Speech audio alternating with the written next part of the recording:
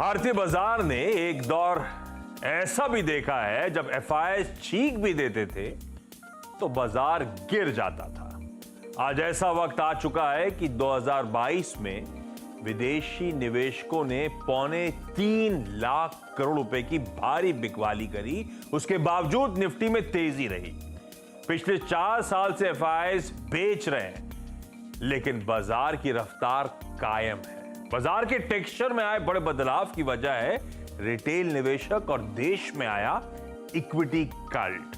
छोटे छोटे शहरों से रिटेल निवेशक शेयर बाजार में पैसा लगा रहे हैं। हर महीने एसआईपीज की रकम 20,000 करोड़ रुपए के पार निकल गई है। इस ताकत के दम पर बाजार बड़े से बड़े झटके को झेल ले रहा है, लेकिन रिटेल निवेशकों को शेयरों पर उनके सवालों का ठीक से जवाब अक्सर नहीं मिल पाता।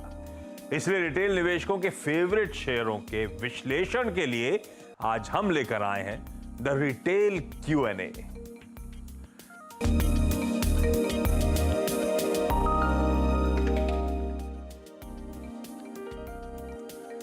आइडिया बहुत सिंपल सा था। सीएनबीसी आवाज में जब भी हम सोशल मीडिया प्लेटफॉर्म्स पे उतरते हैं आप लोगों से बातचीत करने के लिए, या इवन जब हम अपने लाइव प्रोग्राम्स के लिए शोज में चैनल पे क्वेरीज मंगाते हैं, अक्सर नोटिस करा कि सबसे ज्यादा कुछ चुनिंदा स्टॉक्स हैं उनसे रिलेटेड क्वेरीज आती हैं।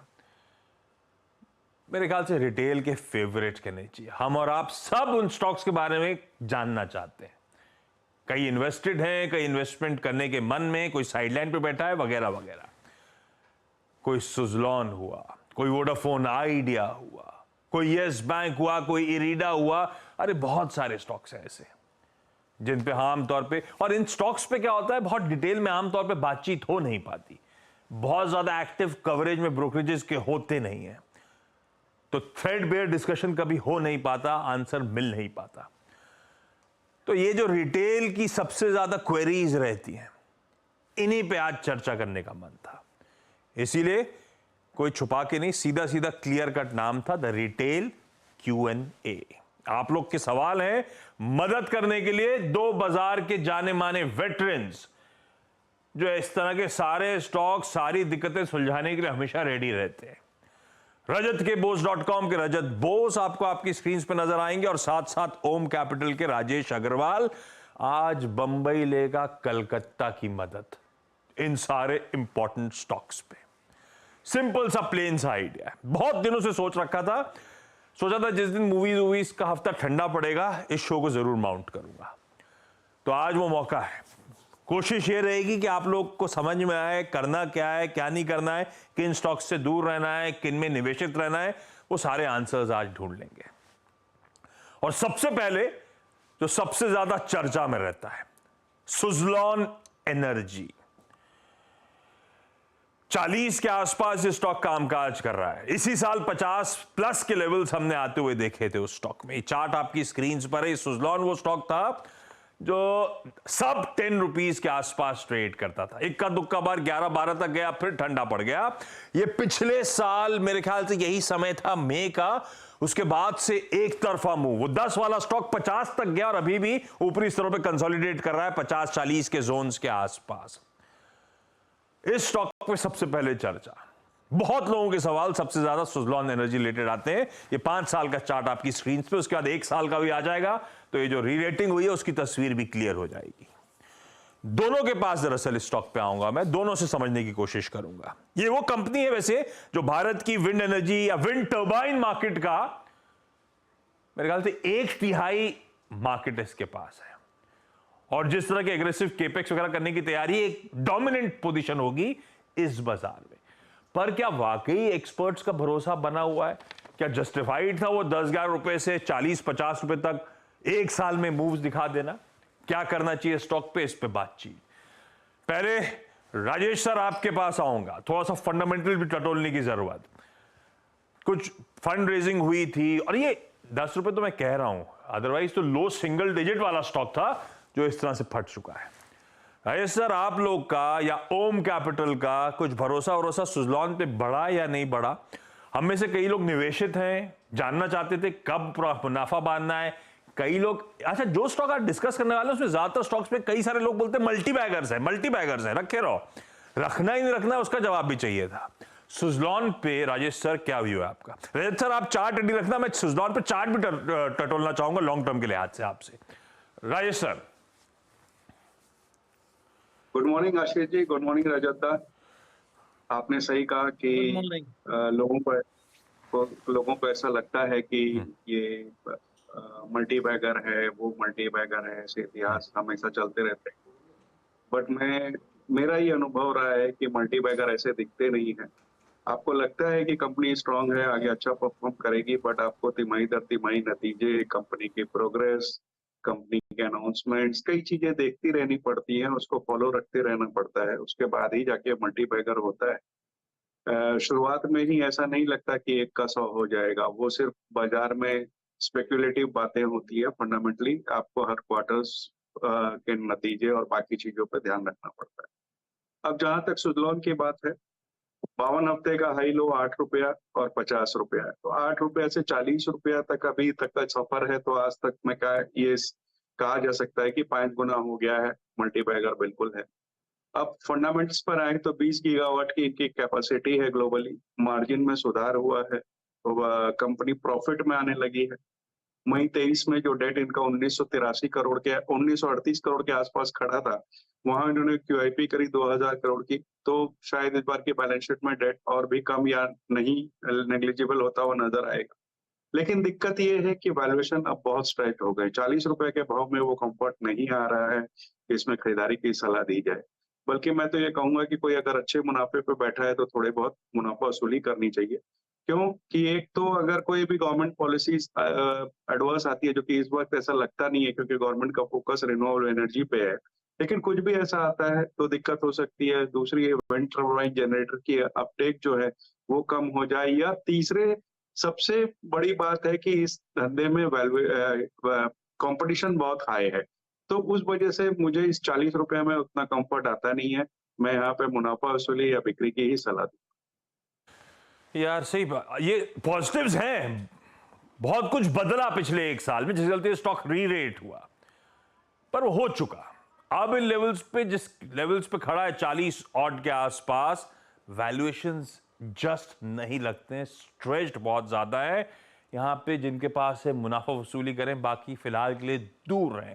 रजत दा, चार्ट्स पे कुछ और स्टोरी क्या? क्योंकि बहुत अच्छा रिलेट हुआ है, हायर लेवल्स पे कंसोलिडेट भी हो रहा है। आपका व्यू क्या बन रहा है? आप भी दूर रहोगे या लपक लूं? देखिए, मैं राजेश जी के संग पूरी तरह सहमत हूं, इसलिए कि हाँ।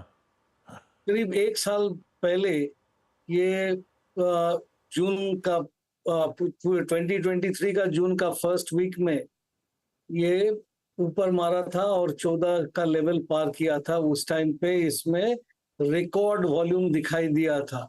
वो रिकॉर्ड वॉल्यूम 300 करोड़ से ऊपर उसी हफ्ता में हुआ था। इसके बाद में ये जो 50 तक पहुंचा ना, ये रेगुलर बेसिस पे वीकली वॉल्यूम्स जो है वो डाउन होते जा रहा था और गाड़ी ऊपर चल रहे थे। अभी क्या है कि ये कोई कारण से 36 के नीचे चला जाए तो इसमें एक भारी करेक्शन हो सकता है, और 36 के नीचे जाने से वीकली चार्ट में क्लियर दिखाई दे रहा है एक हेड एंड शोल्डर पैटर्न बन रहा है। Irregular head and shoulder pattern है, लेकिन वो बेरिश पैटर्न है, वो नीचे जा सकता है। और जितना भी आप पॉजिटिव्स को कहेंगे, जैसा राजेश जी ने कहा, वो ऑलरेडी प्राइस में आ चुका है। अभी नया कुछ आएगा तो इसमें फिर से दम आ सकता है, नहीं तो मैं भी कहूंगा कि इसमें एक बार प्रॉफिट बुक कर लेना चाहिए। यही बात है, कोई इतना स्टॉप लॉस ये सब दिखना नहीं है, कुछ आप दोनों बुक कर लो, बेहतर। बिल्कुल ठीक है, दोनों का व्यू सेम है, चाहे फंडामेंटल्स टटोल लो चाहे टेक्निकल्स पे परख लो। ये सेल वाला स्टॉक है, बेचना है, मुनाफा बांध के बैठ जाओ साइड पे, सही जोन है उसके लिहाज से। वैसे one of the highest equity base है सुजलॉन का, 1363 करोड़ आउटस्टैंडिंग शेयर्स, और रिटेल के पास ऑलमोस्ट 350 करोड़ शेयर्स हैं सुजलॉन एनर्जी के। शायद इसलिए भी रह रहे के सवाल आते हैं। ऐसे ही बहुत तगड़ा बेस इसका है यस बैंक। इसकी स्टोरी भी इंटरेस्टिंग है, 12, 13, 10 से 13 के जोन्स पे कंसोलिडेशन लंबे अरसे तक। उसके बाद वो खैर वो बैंक्स आने के बाद से तस्वीर धीरे धीरे बदली, और ये है लंबा चार्ट। ये खैर यस बैंक तो एक जमाने में आप सब जानते हैं कहां था, इंक्लूजन था इंडेक्सेस में, और आज क्या हाल है। पर ये अब समय आ रहा है। राजेश सर आपके पास आता हूं इस पे। Q4 के नंबर्स आए थे, अगर नंबर्स आपने ढंग से एनालाइज करे हो तो सजाया जा रहा था, क्लियरली विजिबल है। वो प्रोविजनिंग लो थी, वो टैक्स राइट बैक्स आए, मुनाफा जंप करा। पर ध्यान रखिए, सजाया इसलिए जा रहा है क्योंकि ये शायद देखने की कगार पे खड़ा है। खबरें ऐसी कहती हैं, रिपोर्ट्स की सरकार ने एसबीआई को मंजूरी दे दी है कि यस बैंक में अपना माल छोड़ दो। हालांकि इस बार के रिजल्ट्स में एसबीआई के मैनेजमेंट ने कुछ भी नहीं कहा इसके बारे में। पर राजेश सर, यस बैंक, कई लोग पुराना चार्ट दिखा के बताते हैं मल्टी बैगर है ये, इसके लिए भी सिमिलर स्टोरीज हैं। हालांकि दिया है पैसा, ऐसा नहीं है, जो रुके थे 10, 12, 13 के जोन्स पे उनको डबल करके दिया है। लेकिन अभी इन लेवल्स पे जब वैल्यू अनलॉकिंग की तैयारी हो रही है, रखे रहना है नहीं रखे रहना है, खरीदना है नहीं खरीदना है? देखिए, जिसके पास है वो बिल्कुल रखे रहें, और जिनकी रिस्क एपेटाइट अच्छी है और वो 2-3 साल 4 साल के लिए होल्ड कर सकते हैं, उनके लिए खरीदारी की सलाह रहेगी। सही कहा आपने कि कुछ ऐसा नंबर लग रहे थे कि जो प्रेजेंटेबल बनाए गए, बट फिर भी अगर आप देखो तो चौथी तिमाही में मोमेंटम बहुत स्ट्रांग था। डिपॉजिट्स में करीब करीब 10% के क्वार्टर एंड क्वार्टर और 23% की ईयर ऑन ईयर ग्रोथ दिखाई दी। कासा रेशियो बढ़कर 30.9 हो गया 29.7 के सामने। रिकवरीज अच्छी थी, एसेट क्वालिटी में सुधार हुआ है, सीडी रेशियो इंप्रूव हुआ है, कासा रेशियो जो है वो 30.9 तक चला गया है। कार्लाइल ने पिछले बार दूसरी बार अपना हिस्सा बेचा है, लेकिन अभी भी उनके पास होल्डिंग है। जो बड़ी होल्डिंग कोटक और एसबीआई में है, वो इस वक्त मुझे नहीं लगता कि बिक्री में आने वाली है। ऐसी कोई खबरें निकल के आ रही थी, बट जैसा कि मैनेजमेंट ने कल कुछ कहा नहीं, तो ऐसी उम्मीद इस वक्त नहीं है। और मुझे लगता है जिनकी रिस्क एपेटाइट अच्छी है वो थोड़ी लंबी अवधि के लिए यहाँ बिल्कुल गिरावट में खरीदारी कर सकते हैं, क्योंकि अगर कुछ भी सुधार आता है तो मुझे लगता है यहाँ से अच्छा रिटर्न बैठ सकता है। भाई साहब, गिरावट में खरीदारी कर सकते हैं, जिनके पास है वो होल्ड करिए। यस बैंक को लेकर व्यू ये है, बाय ऑन डिप्स, और जिनके पास ऑलरेडी है बने रहने की सलाह है। सुजलॉन पे मुनाफा बांधने की सलाह थी, ये ध्यान रखिएगा, और दूर रहने की सलाह थी। तीसरा इंपॉर्टेंट स्टॉक जिसकी बहुत ज्यादा चर्चा होती है, इसको तीसरे पायदान पे अभी डाला, अदरवाइज लॉजिकली वोडाफोन आइडिया सबसे पहला होना चाहिए था। पर आजकल मैं देख रहा हूं रिटेल की क्वेरी कम हो गई है, शायद सबका भरोसा रजतदा बढ़ गया है कि क्यूआईबी ने पैसा डाला है तो हमें किसकी जरूरत है। पर यह बात सही है, देश का सबसे बड़ा एफपीओ हाथों हाथ लिया गया, 11 रुपए पे खूब माल आया इसके पास। प्रमोटर्स ने 14 रुपए 85 पैसे के आसपास 2000 रुपए डाल रखे, तो पैसा तो आ गया। 20,000 रुपए की इक्विटी और 25,000 रुपए बैंक लेंडिंग की तैयारी हो रही है, तो आने वाले 2-3 साल के लिए तो मामला सेट है। और यही रीजंस हैं कि स्टॉक थोड़ा अच्छा, ये जब से अनाउंसमेंट आया उसके बाद से थोड़ा सा रेंज में फंसा हुआ है। रजतदा, वोडाफोन आइडिया हर पैमाने, लॉन्ग शॉर्ट लॉन्ग, जो जैसा पैरामीटर से चाचना हो, हम लोग रिटेल के लिए वोडा आइडिया पे आपकी सलाह क्या है, क्या करना चाहिए? बहुत मार्की इन्वेस्टर्स मेरे आसपास घुसे हुए हैं स्टॉक में, उनके साथ बैठा रहूं या नहीं बैठा रहूं? ये आपको 11 रुपया 50 पैसा के नीचे ये वीक हो जाएगा, उसके बाद में फिर नीचे जा सकता है, तो वहां पे एग्जिट कर लेना चाहिए। और इसमें तभी आप टेक्निकल या तकनीकी नजरिए से अगर कहा जाए तो 14.5 का लेवल पार करने से इसमें जोश आएगा, मतलब मोमेंटम चालू होगा। और जब ये 16 से 17.50 ये रेंज को पार करके चलेगा तो फिर अप ट्रेंड दोबारा वापस आ गया, ऐसा ही सोचना चाहिए। फिलहाल बने रहिए, लेकिन वही 12 के नीचे निकल जाने से बेहतर होगा, ज्यादा से ज्यादा 11.50। 11.5। आप में से बहुत लोग निवेशित हैं वोडाफोन आइडिया पे, इस देश के one of the most prominent technical analyst की सलाह, 11.5 के नीचे स्लिप हो निकल जाइएगा। फिलहाल के लिए अपनी पोजीशंस पे 11.5 का एसएल लगा के वोडाफोन आइडिया पे बैठिए। एग्जिट लिखा हुआ है रजत, अपने को 11.5 का एसएल लगाना है ना? हाँ, स्टॉप लॉस लगाइए तो वो बेहतर होगा, क्योंकि अभी भी थोड़ा जान तो है, वो बाउंस कर सकते हैं। हाँ, वही इसलिए 11.5 का स्टॉप लॉस, इसको ऐसे रीड करिएगा। चौथा इंपॉर्टेंट स्टॉक, वो अभी हाल फिलहाल का हीरो है, 4 महीने जुम्मा चुम्मा हुए नहीं बाजार में, लेकिन बहुत चर्चा में रहता है राजेश सर, वो है IREDA, Indian renewable energy development agency. Issue आया था 32 रुपए पे, दिसंबर में लिस्ट हुआ था, 32 रुपए पे था, तो मेरे ख्याल से वो 31 रुपीज की उस टाइम पे बुक वैल्यू थी, तो वन टाइम पे था, अट्रैक्टिव था, कोई शक नहीं। लिस्ट हुआ सीधे 2 टाइम पे, अपने को वहीं से डर लग गया, ये तो बहुत महंगा हो गया ऐसा लगा, पर वो 2 टाइम वाला 215 तक गया, 60 टाइम्स प्लस की प्राइस टू बुक वैल्यू तक गया, और आज भी जहां खड़ा हुआ है 185 180 के आसपास, मेरे ख्याल से आज भी 5 साढ़े 5 टाइम प्राइस टू बुक पे बैठा हुआ है राजेश सर। बाकी सब ठीक है, इसके सिर्फ वैल्यूएशंस को लेकर मुझे थोड़ा सा डाउट है। इस देश की सबसे बड़ी प्योर प्ले वो ग्रीन फाइनेंसिंग एनबीएफसी, क्या करना चाहिए राजेश सर इरीडा में? देखिए, आपने सही कहा कि देश की सबसे बड़ी pure play green finance energy है। अगर पीएफसी के बाद देखें तो सेकंड लार्जेस्ट फाइनेंसिंग कंपनी है पावर की। चौथी तिमाही के नतीजे अच्छे आए, 33% बॉटम लाइन में जम था, 35% एनआईआई में जम था, लोन बुक करीब करीब 60,000 करोड़ के आसपास आ गई, एसेट क्वालिटी में कोई दिक्कत है ही नहीं। और जिस तरीका से रिन्यूएबल एनर्जी पे सरकार का नजरिया है, जोर पकड़ रहा है, जिस तरीके से एक्सपांड केपेक्स हो रहा है चारों तरफ, मुझे लगता है कि इनकी जो बिजनेस है वो अच्छा बना रहेगा। बट जैसा कि आपने कहा, वैल्यूएशन बहुत हाई है, 30 times earnings, 4 time price to book, मुझे लगता है बहुत स्ट्रेच वैल्यूएशन है। हालांकि फंडामेंटल्स बहुत स्ट्रांग है, तो ये मैं गिरावट में खरीदारी की सलाह दूंगा। लॉन्ग टर्म पोर्टफोलियो में रखने लायक है, क्योंकि रिन्यूएबल एनर्जी अभी इन थिंग है और इनका बिजनेस अच्छा चलने वाला है। बट थोड़ी गिरावट आई 150 155 के आसपास, वहां बिल्कुल खरीदारी करनी चाहिए।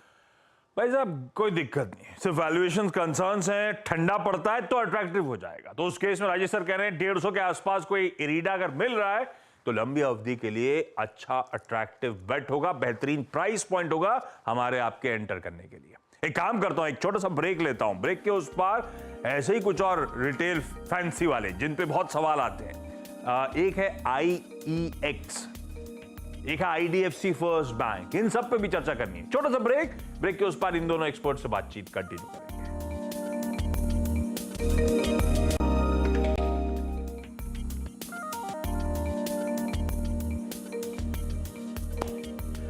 ब्रेक के बाद आप सबका स्वागत है द रिटेल Q&A में। वो स्टॉक्स जिन पे सबसे ज्यादा रिटेल सवाल करता है, जवाब ढूंढता है। मदद करने के लिए कोलकाता से दो मार्केट वेटरन्स रजत दा और राजेश सर आपको आपकी स्क्रीन पे नजर आएंगे। अगला स्टॉक जिसमें मेरे ख्याल से जब मैं सास बहू करता था तो बहुत ज्यादा सवाल आते हैं, उससे समझ में आया मुझे कि शायद ऊपरी स्तरों पर, क्योंकि स्टॉक ने बहुत तेजी दिखाई थी और बहुत रिटेल फंसा, वो है IEX। एक समय 300 प्लस के भाव दिखाए थे, आज खड़ा हुआ है कहां पे? आपकी स्क्रीन पे स्टॉक है। हालांकि पिटने के बाद अब एक दायरे में कंसोलिडेट करता हुआ, और इसके साथ अब बड़ा चैलेंज सा है, अजीब सा है, पता नहीं है होगा क्या, क्योंकि CERC ने एक अप्रोच पेपर सामने रखा मार्केट कपलिंग का, और इंटेंट स्ट्रांग लग रहा है उसे इंप्लीमेंट करने का। इंप्लीमेंट हुआ तो एटलीस्ट मीडियम टर्म में तो वॉल्यूम्स लूज आउट होंगे, मार्केट शेयर डेंट होगा। वो कंसर्न्स अभी भी हैं, तो चार्ट्स पे समझ लेते हैं। रजत दा, IEX कैसा लग रहा है भाई? देखिए, अभी तो ये कंसोलिडेशन मोड में है। वो जो ऊपर चढ़ा था वो ओवर एंथुजियाज्म के कारण हुआ था। अभी रियलिटी जब डाउन अपॉन किया है लोगों के मन में, तब लगा कि इतना ऊपर का तो नहीं होना चाहिए, ऊपर में लोग प्रॉफिट बुक करके। अभी क्या हुआ कि 125 से 175 का दायरा में बैठा हुआ है। लेकिन एक चीज आप देखिएगा कि ये जब भी 155 से लेके 154-55 से लेके 175, ये रेंज पे जब भी ये जाता है ऊपर से सेलिंग आता है, तो वो सेलिंग जब तक खत्म नहीं होगा ये ऊपर नहीं चलेगा। लेकिन हम इसको बेचने का सलाह नहीं देंगे, एक स्टॉप लॉस रख के इसमें बने रहने का ही सलाह दूंगा कि 125 के नीचे on closing price basis, weekly closing price basis आप स्टॉप लॉस रखिए और इसमें बने रहिए। उसके नीचे जाने से निकल जाइए, और ऊपर में 154 से 175 के बीच में आए, आधा तो खाली कीजिए और वो बेच लीजिए, और आधा रखिए, ऊपर चलने से दोबारा पोजीशन ले लीजिए। 125 के स्टॉप के साथ इंडियन एनर्जी एक्सचेंज को होल्ड करिए। स्टॉप लॉस बहुत इंपॉर्टेंट, जो ज्यादा मेंशन कर रहे हैं, इसको ध्यान रखिएगा। अभी कंसोलिडेशन के मोड में ये स्टॉक।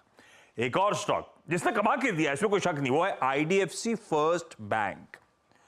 अभी थोड़ा सा ठंडा पड़ा हुआ है, वो ठीक अपनी जगह। और इसमें बहुत रिटेल है, बहुत सवाल आते हैं। और खैर कई बार बहुत बार सब कहते हैं कि वी वैद्यनाथन साहब पे बेट, भाई आईसीसी बैंक में करके दिखाया, कैपिटल फर्स्ट में करके दिखाया, आईडीएफसी फर्स्ट में भी हालात तो इंप्रूव हुए, पर ये स्टॉक है कैसा? क्योंकि मार्की इन्वेस्टर्स 100 ऑड लेवल्स के आसपास चेक इन हुए थे, क्यूआईपी आया, सब मामला ठंडा पड़ गया, पस पड़ा हुआ है और अब थका सा कामकाज हो रहा है। Rajesh sir, IDFC first bank, क्या करें हम? रिटेल बने रहे, बैठे रहे, जहां पे सब घुसे थे 100 के आसपास जाएगा क्या?